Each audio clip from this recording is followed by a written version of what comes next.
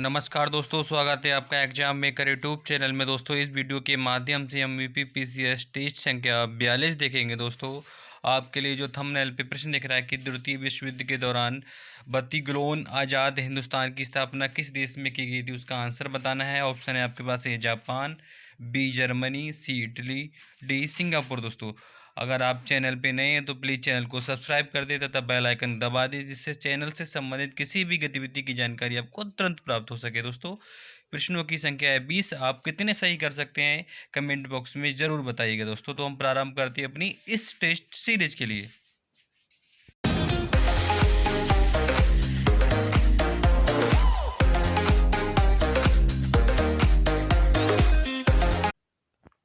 दोस्तों, वीडियो का हमारा पहला प्रश्न है कि 10 अप्रैल 1917 को चंपारण सत्याग्रह में गांधी जी के साथ कौन शामिल थे। ऑप्शन है ए है बाल Gangadhar Tilak, option B Subhash Chandra Bose, option C Rajendra Prasad, option D इनमें से कोई नहीं। इसका सही आंसर है बी, सी राजेंद्र प्रसाद। ठीक है। महात्मा गांधी 10 अप्रैल 1917 को चंपारण पहुंचे। उनके साथ ब्रज किशोर प्रसाद, राजेंद्र प्रसाद, अनुग्रह नारायण सिंह व जीवी कृपलानी इनके साथ थे। अगला प्रश्न है दोस्तों, भारतीय राष्ट्रीय कांग्रेस का लाहौर अधिवेशन की अध्यक्षता किसने की थी। Option A Pandit Jawaharlal Nehru, option B Rajendra Prasad, option C Lala Lajpat Rai, option D Pandit Motilal Nehru. इसका सही आंसर है पंडित जवाहरलाल नेहरू। ठीक है। 1928 में पहली बार भारत के लिए संविधान का मसौदा मोतीलाल नेहरू द्वारा तैयार किया गया था। 1929 में कांग्रेस के लाहौर अधिवेशन में पूर्ण स्वराज प्रस्ताव पारित किया गया। इस अधिवेशन में जवाहरलाल नेहरू को कांग्रेस का अध्यक्ष चुना गया था। दोस्तों, अगला प्रश्न है दोस्तों, 1916 में कांग्रेस के लखनऊ अधिवेशन की अध्यक्षता किसने की थी। Option A Rashbehari Bose, option B Ambika Charan Majumdar, option C Bhupendra Nath Bose, option D उपरोक्त में से कोई नहीं। तो इसका सही आंसर है बी अंबिका चरण मजूमदार के लिए। ठीक है। कांग्रेस की 1916 के लखनऊ अधिवेशन की अध्यक्षता अंबिका चरण मजूमदार ने की थी। अंबिका चरण मजूमदार ने की थी। इस अधिवेशन में कांग्रेस के दो धड़े गर्म दल और नव दल को एक मंच पर लाया गया था। साथ ही कांग्रेस और मुस्लिम लीग के बीच भी एक ऐतिहासिक समझौता हुआ था, जिसे लखनऊ समझौता या लखनऊ पैक्ट के नाम से जाना जाता है। अगला प्रश्न है दोस्तों, 1940 के व्यक्तिगत सत्याग्रह के लिए गांधी जी ने किसे चुना था।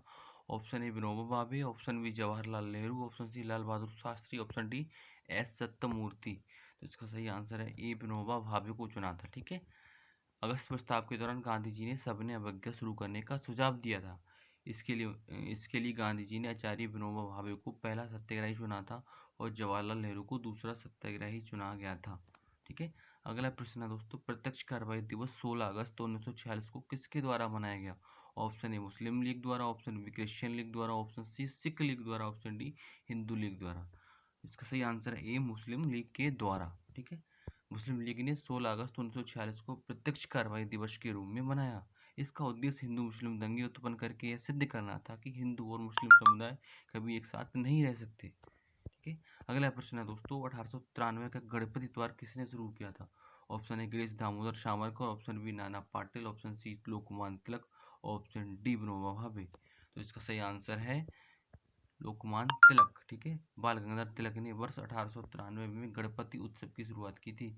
धीरे धीरे महाराष्ट्र का यह त्यौहार पूरे विश्व में पूरे देश में मनाया जाने लगा। ठीक है। अगला प्रश्न है दोस्तों, वर्नाकुलर प्रेस एक्ट किसके द्वारा शुरू किया गया था। तो इसका सही आंसर है सी लॉर्ड लिटन के द्वारा। ठीक है। भारत में देसी प्रेस पर प्रतिबंध लगाने के लिए लॉर्ड लिटन ने 1878 में वर्नाकुलर प्रेस अधिनियम को लागू किया था। इस अधिनियम के द्वारा राष्ट्रवादी अखबार सोम प्रकाश पर सबसे पहले प्रतिबंध लगाया था। उसके बाद अमृत बाजार पत्रिका पर। ठीक है। अमृत बाजार पत्रिका रातों रात अंग्रेजी भाषा में चेंज हो गई थी। ठीक है। अगला प्रश्न है दोस्तों, 1907 में कांग्रेस के सूरत अधिवेशन की अध्यक्षता किसने की थी। तो इसका सही आंसर बताइए। तो इसका सही आंसर है रासबिहारी बोस ने 1907 के कांग्रेस के सूरत अधिवेशन की अध्यक्षता की थी। रासबिहारी बोस ने सूरत जो लिखा है वही है। ठीक है। अगला है, मद्रास लेबर यूनियन की स्थापना किसने की थी। Option A Subodh Banerjee, option B BP Wadi, option C Lala Lajpat Rai, option D Bharat Bhushan Pandey. तो इसका सही आंसर है बीपी पांड्या। ठीक है। बीपी पांड्या। ठीक है। मद्रास लेबर यूनियन भारत का पहला पंजीकृत था। इसकी स्थापना बीपी पांड्या ने बी कल्याण सुंदरम के साथ मिलके की थी। ठीक है, अगला प्रश्न है दोस्तों, भारत का पहला पंजीकृत ट्रेड यूनियन कौन सा था? तो इसका सही आंसर है मद्रास लेबर यूनियन भारत का पहला पंजीकृत ट्रेड यूनियन था। ठीक है, तो अगला प्रश्न है दोस्तों हमारा, द बंगाली अखबार की स्थापना 1879 में किस क्रांतिकारी ने की थी? ए सुरेंद्रनाथ बनर्जी, बी आनंद मोहन बोस, सी नवगोपाल मित्रा, D Rajnarayan Basu.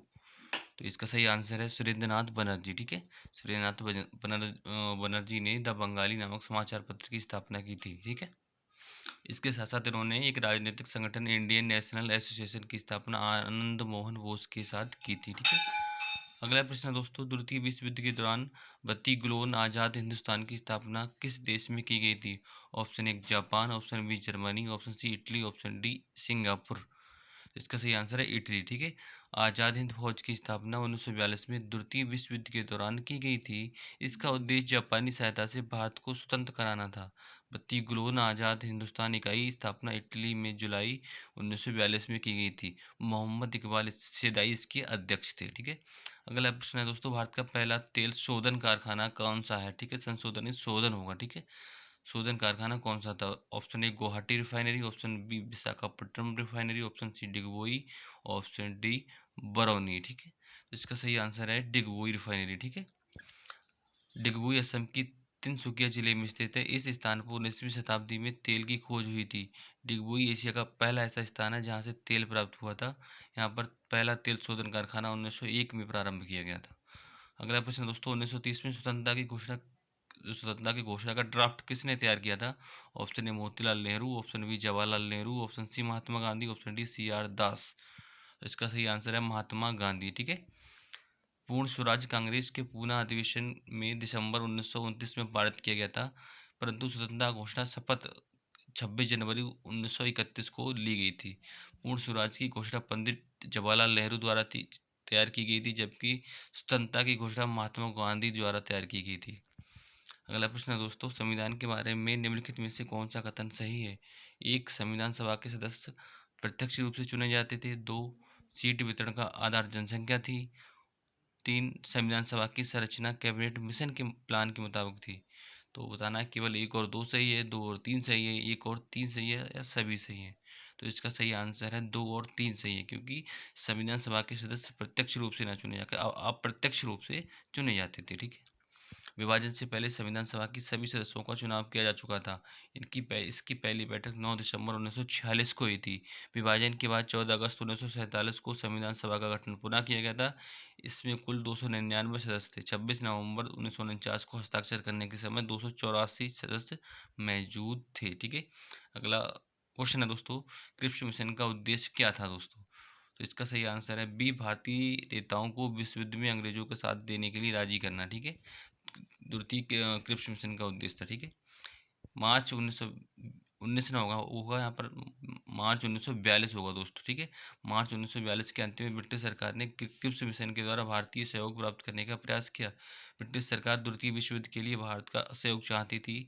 Sir Stafford Cripps इस मिशन के अध्यक्ष थे, परंतु यह मिशन असफल रहा था। ठीक है, अगला प्रश्न है दोस्तों, ब्रिटिश राज साम्राज्य के अभिन्न अंग के रूप में भारत में जिम्मेदार सरकार की स्थापना, यह नीति किस रिपोर्ट का हिस्सा थी? Option A Montagu Chelmsford report, option B Motilal Nehru report, option D cabinet mission report. बताइए, इसका सही आंसर है मॉन्टेग्यू चेम्सफोर्ड रिपोर्ट। ठीक है,